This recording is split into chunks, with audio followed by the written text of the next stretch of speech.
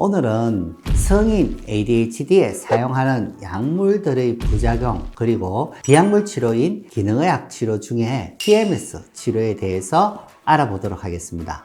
그리고 제가 그동안 성인 ADHD 환자를 치료해 본 결과 가장 효과가 좋았던 방법도 공유해 드리겠습니다. 끝까지 시청 바랍니다.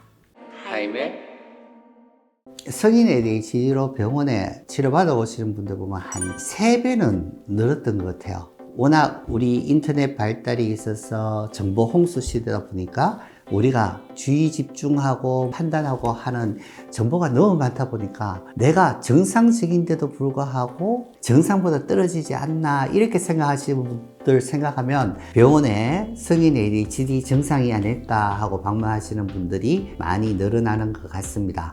실제로 오신 분들 보면 10명 중에 5명 한 50% 정도는 성인 ADHD로 진단이 되지만 그래도 50% 정도면 꽤 유의미한 수준이긴 하죠. 그런데 저는 여기서 이것을 꼭 짚어봐야 한다고 생각합니다. 과연 ADHD에 대한 약물은 안전한 것인지 부작용은 무엇인지를 제대로 알아야 환자분들이 어떤 치료를 받을지 좀 더 현명한 판단을 할 수 있을 것이라고 생각합니다. 막연하게 ADHD 약은 각성제다, 마약이다 하면서 복용을 함과 동시에 벌써 중독성이 강한데 내가 약을 끊을 수 있을까? 걱정부터 하시는 분들이 많이 있기 때문입니다.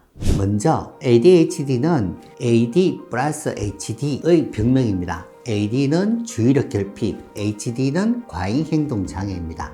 과잉행동과 충동성이 있는 경우 진단이 빨리 되지만 주의력 장애만 있는 경우는 초등학교 고학년 될 때까지 진단이 되지 않습니다. 그래서 성인 때까지 진단이 늦어지는 경우가 많습니다. 모든 병 치료가 그렇듯이 진단과 치료가 늦어질수록 치료 효율성이 떨어지게 됩니다. 이것이 성인 ADHD를 진단받은 환자들 중에 주의력 장애 증상이 흔한 이유입니다. 성인 ADHD 진단은 이전에는 병원에서만 생각하고 치료를 간혹 해왔던 증상인데요. 이제는 병명으로 인정받게 되어 이에 따른 약물 치료를 좀 더 수월하게 할 수 있게 되었습니다. 그래서 그런지 ADHD 약물 처방이 기하급수적으로 늘어나고 있습니다. 어떻게 보면 남용의 위험성이 있어 보이기도 합니다. ADHD 증상은 주의력이 떨어져 집중도 안 되고 직업이나 공부 효율이 떨어져 자신의 역량을 충분히 발휘하지 못하게 되어 사회생활에 큰 어려움이 발생되는 것이 문제가 됩니다. 주의력 문제로 인해 불안도 생길 수 있고 우울증도 뒤따라올 수 있고 극정으로 불면증이 생길 수도 있습니다. 감정 조절이 되지 않아서 충동 조절 장애가 동반될 수도 있습니다. 주의력 문제 단일 증상만이 아니기 때문에 진단하기도 어렵고 복용하는 약물도 ADHD에 대한 약물, 우울증 약물, 불안 약물, 수면제 등 다양한 약을 복용하게 되면서 부작용으로 정상 호전이 오히려 방해가 되기도 합니다. 이런 성인 ADHD를 안전하게 그리고 제대로 치료하는 방법을 알기 위해서는 첫 번째 ADHD에 대한 약물의 종류에 대해서 알아보고 두 번째 이들 약물의 부작용은 각각 어떤 것인지를 알아보도록 하고요. 세 번째 TMS 치료는 어떤 것인지에 대해서 자세히 한번 알아보겠습니다. 성인 ADHD 약물은 크게 2가지로 분류를 합니다. 첫 번째, 중추신경 자극제, 일명 각성제라고 하죠. 두 번째, 중추신경 비자극제, 일명 비각성제입니다. 중추신경 자극제는 도파민과 노아에피네프린을 증가시켜주는 작용을 이용하는 거고요. 중추신경 비자극제는 노르에피네프린을 증가시키는 작용을 합니다. 첫 번째, 중추신경 자극제는 메틸페니데이트 계열의 약물이고요. 우리나라에서 가장 많이 사용되는 약물입니다. 약이 3가지 종류가 있는데요. 첫 번째 페니드는 5mg, 10mg이 있습니다. 작용시간은 짧아서 약 서너 시간 정도 작용을 하는 짧은 작용 약물입니다. 두 번째는 중간 정도의 평균 8시간 작용시간을 가진 메디키넷 서방증이라고 있습니다. 이는 5mg, 10mg, 20mg, 30mg, 40mg 이렇게 종류별로 있습니다. 그리고 세 번째, 작용시간이 가장 긴 10시간에서 12시간 정도의 작용시간을 가진 콘스타라는 약물이 있습니다. 이 약물은 18mg, 27mg, 36, 54mg 종류가 있습니다. 이 메칠페니데이트의 부작용은 크게 5가지 정도 알고 계시면 되겠는데요. 첫 번째, 가장 흔한 부작용은 심계항진입니다. 가슴이 두근거리고 심장이 뛰어 불안하고 근심걱정이 막 높아지는 불안 증상이 생기는 거죠. 두 번째, 다음 흔한 부작용으로는 식욕 저하입니다. 이런 부작용으로 우리가 어릴 때 성장 지연의 문제가 있기 때문에 약물 사용에 아주 주의를 요합니다. 성인에서는 오히려 살 빼기 위해서 복용하시는 분들이 생겨날 정도로 이 메칠페니데이트를 복용하기도 합니다. 약은 치료하려는 정상을 목표로 사용되어야 하는데 병이 아닌 사람이 먹게 되면 중독 성향을 보이죠. 내가 이만큼 정상적인 수준이야. 근데 약을 먹고 이만큼 좀 높아졌어. 그러면 약을 안 쓰면은 정상으로 돌아오죠. 그럼 자기는 부족한 걸 느끼죠. 또 약을 먹게 되지. 또 떨어지면 또 약을 먹게 되지. 그래서 점점 이 약이 없으면 살아가지 못하는 중독에 빠지는, 이렇게 비만 치료를 위해서 ADHD 약물을 사용하시려고 하면 절대 안 되겠죠.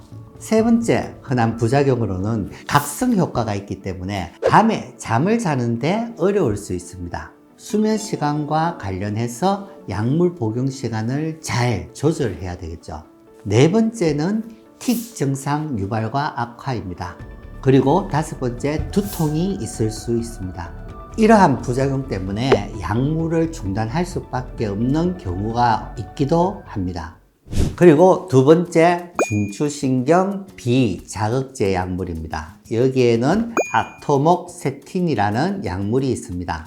10mg, 18, 25, 40, 60, 80mg 종류가 있습니다. 이는 체중 1kg당 1.2mg의 용량 정도로 사용할 수가 있는 약인데요. 이 약물의 부작용으로는 중추신경 자극제인 메칠페니데이트보다는 훨씬 덜하다고 생각하시면 됩니다. 위장관 부작용으로 복통이나 속이 울렁거리고 토할 것 같은 부작용 증상이 좀 특이하게 나타나고 틱 증상이나 이런 것은 거의 없다고 생각하시면 됩니다. 하지만 이러한 약물의 효과는 크지가 않고 약물 부작용으로 힘들어 하시는 분들을 보면 성인 ADHD 증상은 있으나 진단받기에는 부족한 분들이 많이 계시더라고요. 이런 분들에게 전두엽 기능 이상이 있을 경우 TMS 치료로 원하는 수준까지 증상 보전을 기대할 수 있습니다. 그렇다면 TMS는 성인 ADHD 치료에서 정확히 어떤 효과가 있을까요? 전두엽 뇌기능이 떨어진 경우에 TMS 치료는 아주 효과적으로 뇌기능을 정상화시켜줍니다. 성인 ADHD로 진단을 받았으나 약물 치료가 효과적이지 않고 부작용이 심하거나 약물을 줄이고 단약을 하고 싶은 경우 TMS 치료는 훌륭한 대체 치료를 담당할 수 있습니다. ADHD와 공존하는 질병인 불안장애, 우울증, 강박증, 틱장애 등의 치료에도 TMS 치료가 효과적이기 때문에 아주 좋은 치료법이라고 할 수 있습니다. 성인 ADHD는 약의 부작용을 고려해야 하기 때문에 새로운 방식의 치료인 기능의학 치료, 그 중에 TMS 치료를 추천해 드리는 이유이기도 합니다. 오늘은 성인 ADHD에 사용하는 약물들과 그 부작용, 그리고 비약물 치료 중 하나인 TMS 치료에 대해서 알려드렸습니다. 오늘 영상이 도움이 되셨기를 바라면서 아래 좋아요를 눌러주시면 나중에 다시 찾아보실 때 꽤 편리하니 꼭 눌러주시고요. 또한 댓글로 각자 지금 하고 계시는 치료에 대해서 서로 공유해 보시면서 성인 ADHD를 극복하는 데 큰 도움이 되었으면 합니다. 이상 건강 정보를 분석하고 플랜을 세워드리는 이웃집 닥터 이창이었습니다. 감사합니다.